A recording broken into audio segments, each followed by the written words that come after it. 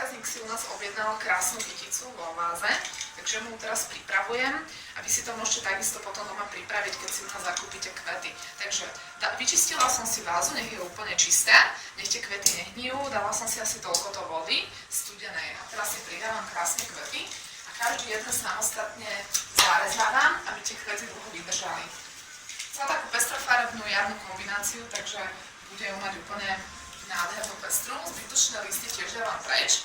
A ako vidíte, nemôžu na stonkách dole ostať vo váze nejaké listy, aby zbytočne potom nehnili vo vode. Mám tu použité čo?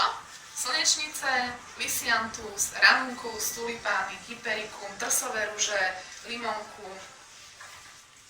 Ešte tieto dve. Krásne voňavé hyacinty, tieto tak presvetľujú, robia tam taký nádherný kontrast. Dobre, takže kytičku máme hotovú. A keď chcete, aby kvety vydržali, pýtajte si potom u nás a v iných kvetinárstvách takéto flower foody. Dáva sa to do vody, aby tie kvety dlhšie vydržali.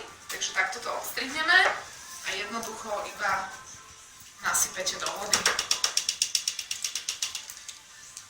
To je správna starostlivosť na kvety.